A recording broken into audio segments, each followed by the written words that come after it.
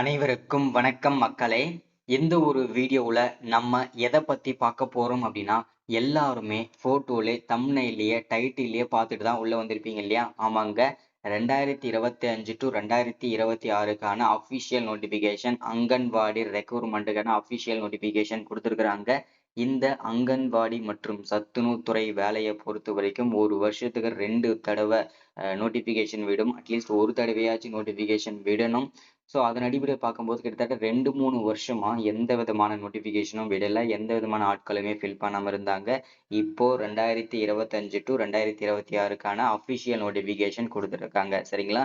அதுவுமே கிட்டத்தட்ட அதிகப்படியான வேகன்சியும் கொடுத்துருக்குறாங்க. ஸோ இது எல்லா டீட்டெயில்ஸுமே நம்ம வந்து தெளிவாகவும் துல்லியமாகவும் பார்த்துக்கலாம். சரிங்களா?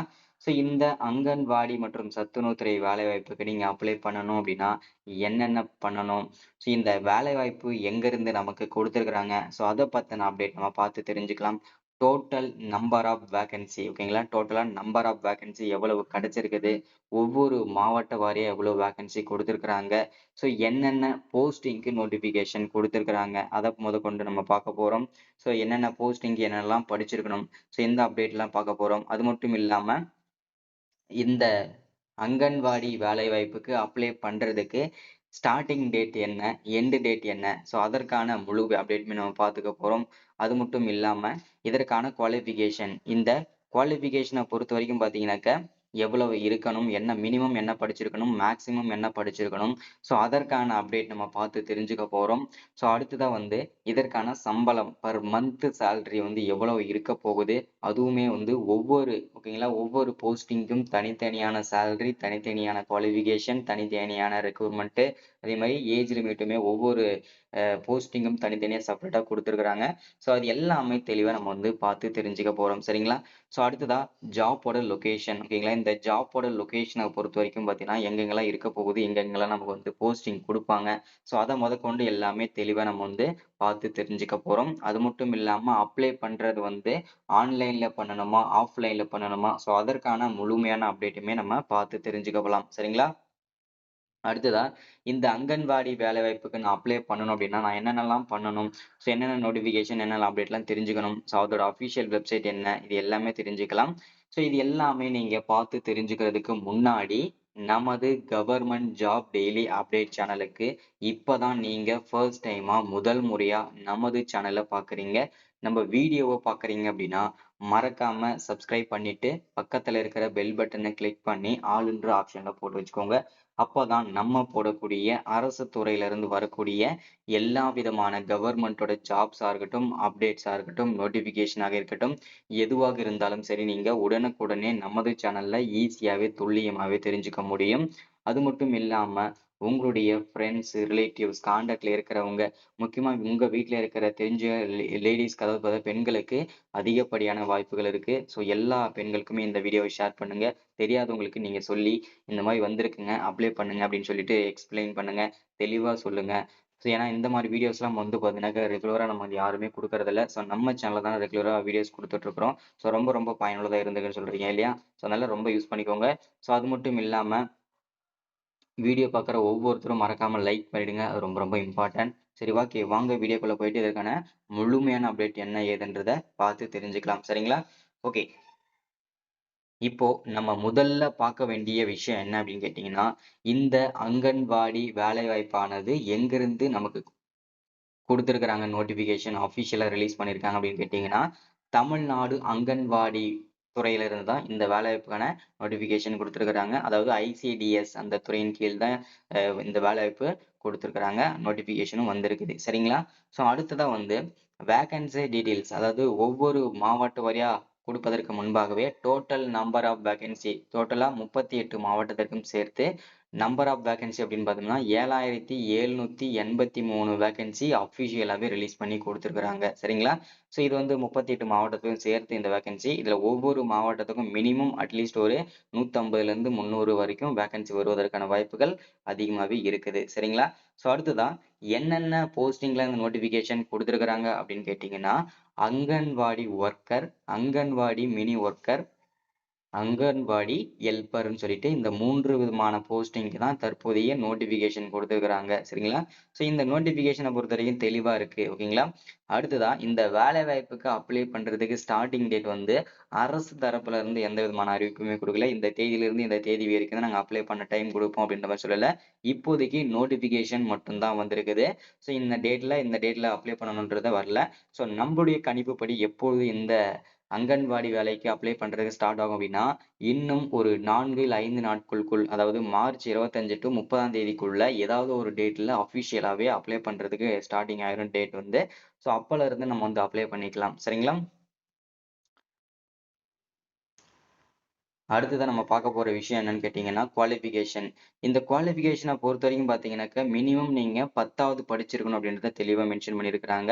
ஸோ இதுல வந்து பார்த்தீங்கன்னாக்கா, மினிமம் 10வது படிச்சிருக்கணும். அதற்கு மேல நீங்க வந்து 12வது டிகிரி, டிப்ளமோ, ஐடி, யுஜி, பிஜின்னு சொல்லிட்டு எந்த டிகிரி முடிச்சிருந்தாலுமே நீங்க எலிஜிபிள் தான் அப்படின்னு சொல்லியிருக்கிறாங்க இந்த வேலைவாய்ப்புக்கு. ஸோ நீங்க அதுக்கு மெயினா வந்து பார்த்தீங்கன்னா, 10வது படிச்சிருக்கணும் எல்லா அரசு வேலைகளுக்குமே. ஓகேங்களா? ஸோ அடுத்ததா வந்து சேலரி. இதற்கான சம்பளம் அப்படின்னு கேட்டீங்கன்னா, minimum per month salary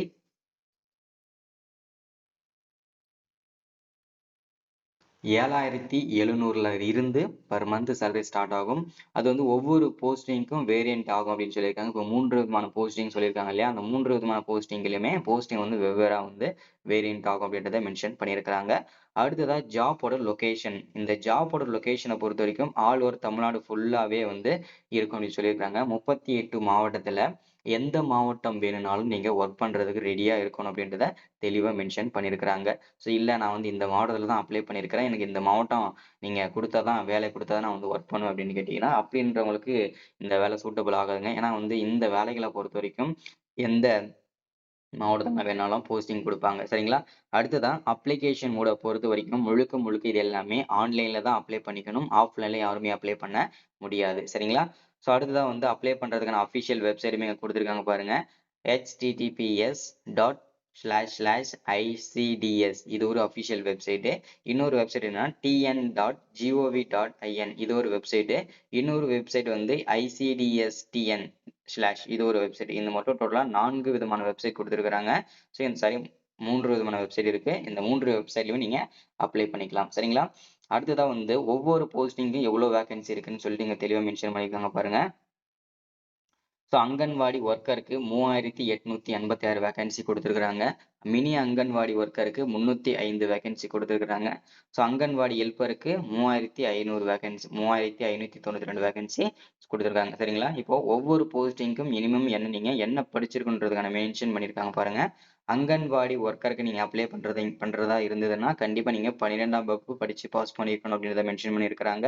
mini anganwadi ஒர்க்கருக்கு 12த் pass அதாவது 12வது படிச்சிருக்கணும்னு சொல்லியிருக்கிறாங்க. அங்கன்வாடி ஹெல்ப்பருக்கு மட்டும் நீங்க 10வது படிச்சிருந்தாலே போதுமானது அப்படின்றத மென்ஷன் பண்ணியிருக்கிறாங்க. சரிங்களா? ஸோ அடுத்ததா வந்து பிசிக்கல் சேலரி டீடைல்ஸும் குடுத்திருக்காங்க.